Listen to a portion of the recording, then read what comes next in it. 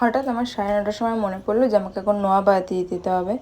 তো যেমন ভাবনা তেমনি কাজ, রেডি হয়ে সঙ্গে সঙ্গে বেরিয়ে পড়লাম আমরা 3জন মিলে, আমি, আমার ভাই আর আমার বর মিলে।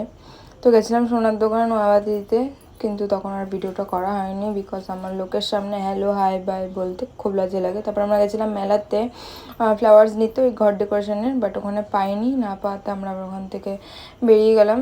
কারণ তেমন কিছু একটা ছিল না ঘোরার বা দেখার জন্য। তো আমরা ওখান থেকে বেরিয়ে গেলাম কুদঘাটে, এই দোকানটাতে আমি এর আগেও এসেছিলাম, বার্গেটিং করে গেছিলাম, অনেক দাম বলে, এই জন্য মেলাতে গেছিলাম যে আছে কিনা, বিকজ মেলাতে অনেক কম দামে এগুলো পাওয়া যায়, ঘর ডেকোরেশনের এই ফ্লাওয়ার্স, এই পাতার টপ ফপ এগুলো। তো পাতার টপটার দাম বলছিল 400 টাকা সামথিং এরকম কিছু।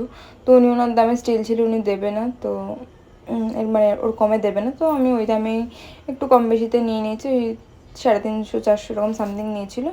আর ওটা বাড়িতে গিয়ে আমি দেখাচ্ছি, তার কারণ আমি ক্যামেরা অন করে আগে উনি প্যাক করেছিল। তারপর ওখান থেকে গেছিলাম কবরডাঙ্গার দিকে প্রন নিতে।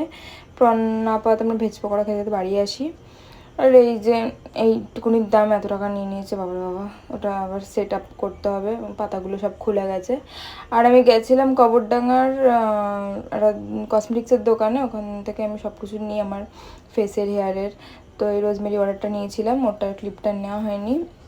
আমার ওই যে বললাম লোকের সামনে হ্যালো হাই বাই বলতে খুব লাজ লাগে। আর এই হেয়ার সিরামটা নিয়েছিলাম, একটা ফেস ওয়াশ ছিল, সরি, আর একটা ফেস সিরাম ছিল। আর এই যে এইটা আমি নিয়েছিলাম, এটার দাম